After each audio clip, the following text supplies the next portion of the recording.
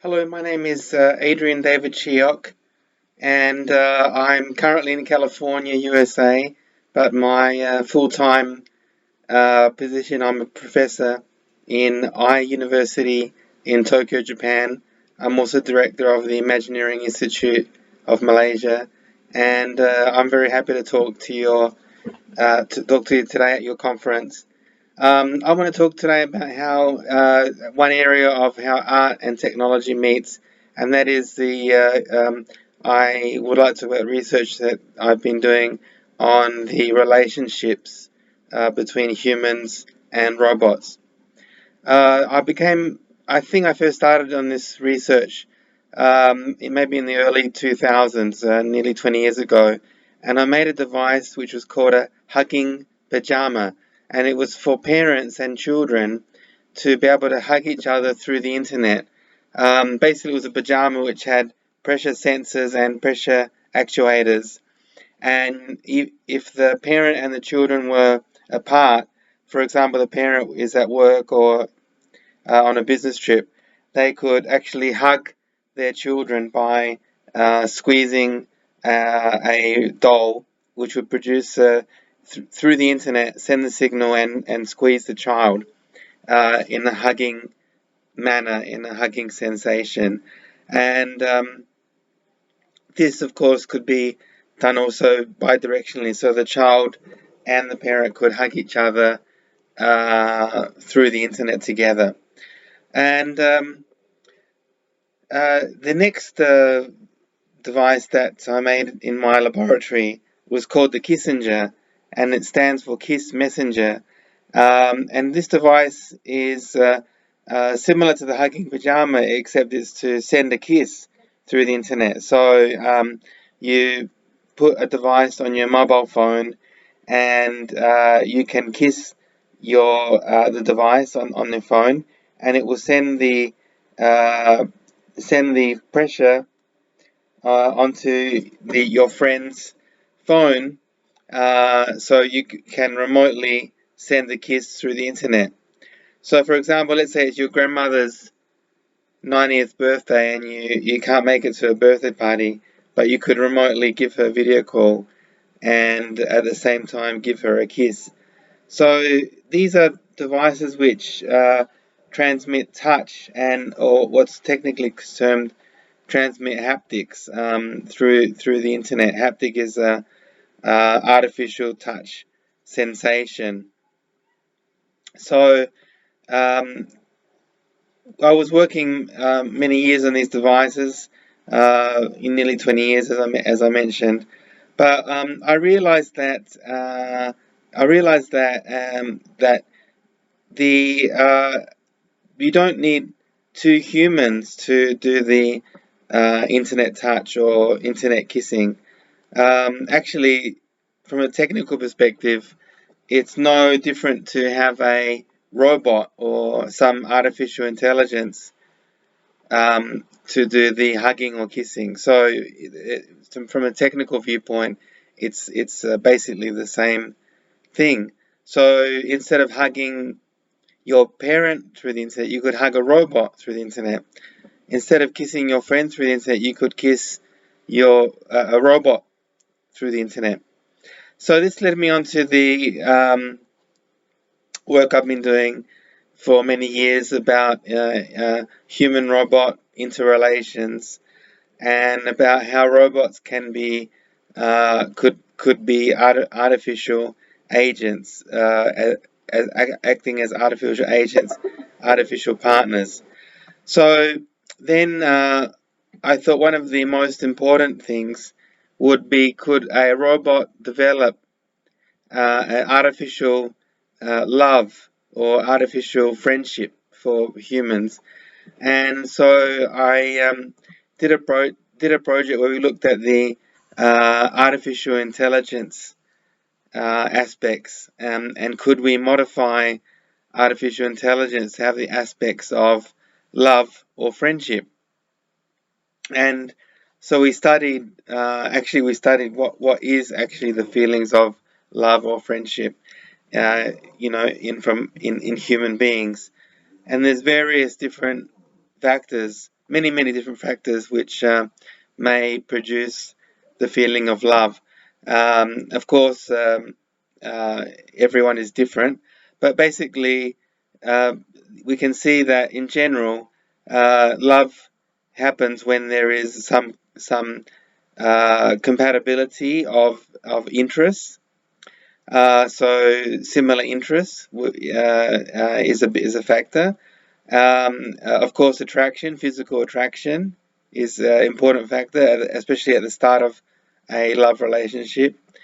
And also, just some simple things like proximity. So if you see someone every day of the week, for example, at work or at school, there's much higher chance that you'll fall in love with that person. So proximity, just proximity, is a major factor. There's many factors. I won't go through all of them now because of the time constraints, but you can study this by looking at books about, what is love from a scientific perspective. And so what we did is we actually took all of those different factors. I just mentioned, for example, compatibility, proximity, so we modeled all these in terms of mathematical functions, and then we produced an artificial love robot, okay, or AI, and we tried to see whether it would have feelings for the human.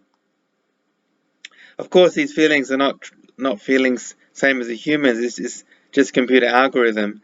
But so we are looking at the simulation actually of love feelings. It's just a computer simulating it.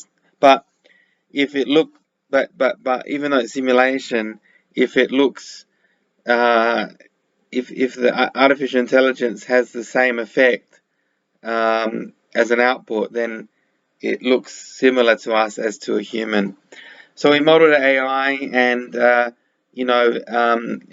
we gave it, like, for example, certain different interests. Is interested in certain topics, and other factors, and then we would get it to talk to people, and then over time it would have a function of feeling of love. Okay, of course, this is a simulation of love.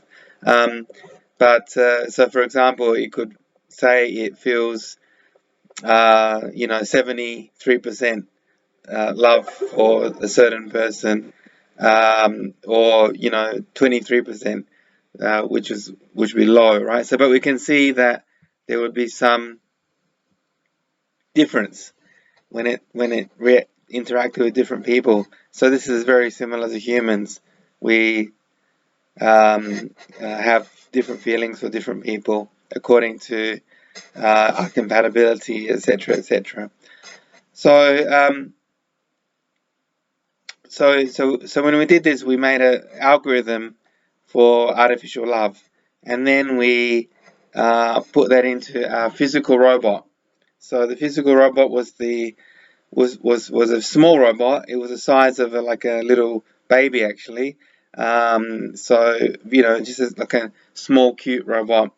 And we put the algorithm in that robot, and then the robot could walk and talk, and it would go up to people in a laboratory and have some kind of conversation, and then we could check, and it had greater feelings of love for certain people and less feelings of love for other people. So I think this showed that the robots could feel a kind of artificial love sensation towards people.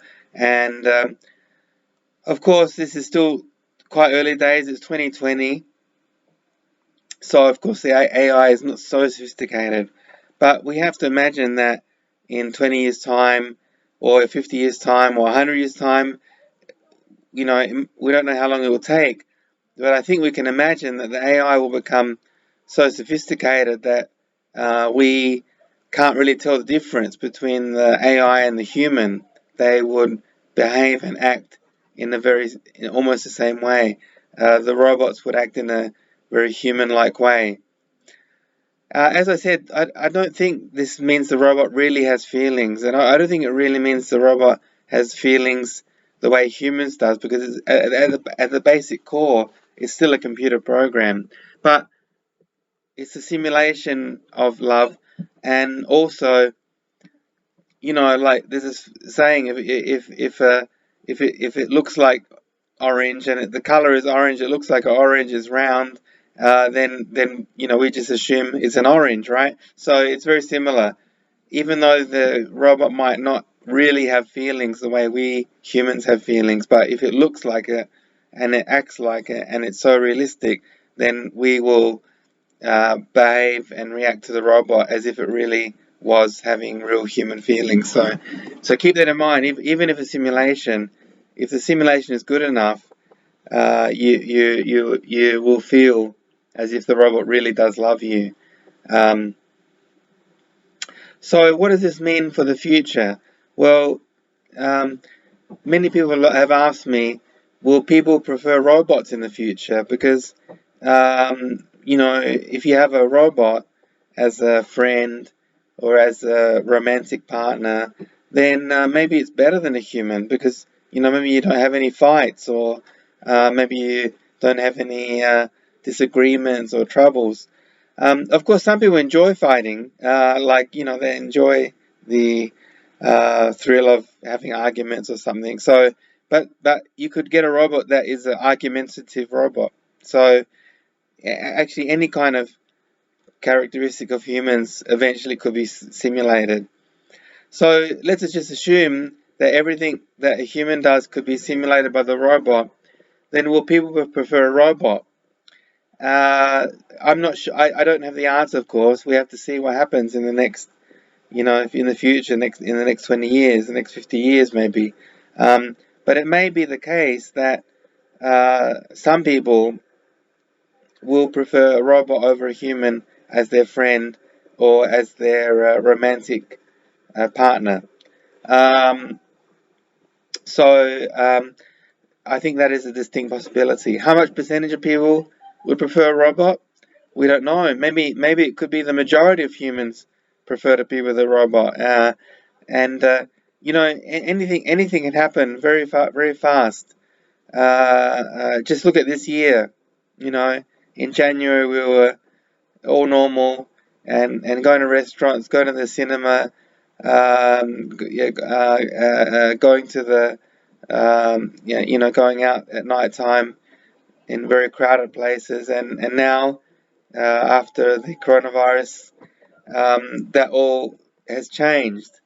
So society can change very quickly according to the situation. So although we might think that it might be not realistic for humans to prefer robot over humans for friendship or for love, actually this could be a distinct possibility. So from a point of view of the uh, artistic area, because this conference is about art and technology. So I think that art is all about the feelings, is all about love, is all about emotions. So I think this very much fits in with artistic aspects, because we are producing robots that can have artificial emotions, artificial love, um, and artificial feelings. So these robots, of course, could have many artistic applications also. If they are able to simulate feelings and emotions, they could write, for example, poetry. They could. The poetry is a kind of expression of emotion. So the robots could have expressions of their love or friendship through poetry, which is a very artistic kind of concept. And then we have to think about, well, can those robots do other artistic things like make music? And I think already already people have been working on computer-generated music, and I'm not sure how successful it is. But you can imagine that it will be possible, because once you can have a robot that can feel love, I think that is a basic emotion for creating music, then that robot will be able to um, make make music, and maybe make very good music. And then let's extrapolate that even further. So what could robots not do? Um, I think the answer to the question is, over time there will be less and less things that robots can't do. I think eventually we're going to get to the state where robots will be able to do uh, basically everything that humans can do. And then it won't stop there, because the robots will get smarter and smarter. So the robots will be able to do more things than humans. But that's not necessarily doom and gloom for humanity, because, for example, already, let's take something very simple like a car. I mean, we can't run as fast as a car, which is a kind of very simple robot. Um, and But it doesn't mean the end of human society just because we have cars, right? So I think we will adapt to the technology, and maybe humans will have a new kind of lifestyle where robots can do basically all of our work, um, and robots will be able to do artistic endeavors. So humans will do something else. I'm not sure what they will do, but I'm sure it will be something very, very interesting, because humans have always found the next level of adaptation, because we have very, very flexible human brains. And if you look at, for example, in the 1990s, a lot of the jobs that we had in 1990s don't exist anymore, and whereas now a lot of people are working in jobs which were created basically through the internet. So we have always been very adaptive, and always have been able to adapt to new technology. So I think even if robots can do everything that we can and more, we will still find a place for what we can do as humans, and we may find a new um, higher level of humanity maybe. And again, very much related to this conference about art and technology. We will have more time to make art, right? So if the computers can do, if the robots and AI can do all of our work, well, then we have more time to be creative. So everyone can be an artist, and because they don't need to work. So we may find new levels and new heights of artistic endeavor, just like in the Renaissance period, where we had artists who made very breakthrough works of art in the Renaissance period in Europe. So I think to summarize, um, I've been looking at artificial intelligence related to emotions and feelings, love, and robots as partners for humans, whether it's friendship or romantic partners. And I think this has a big relation to art, because once we have robots which can successfully be friends and romantic partners with humans, I think that means that they can do artistic endeavors. Also, these robots can do all of our work. So then, in that case, we'll have more time to do art and or other things which are interesting to us, which are maybe hobbies to us. We can spend full time on them, and that includes doing art, writing books, um, making music, all kinds of art, dance, etc.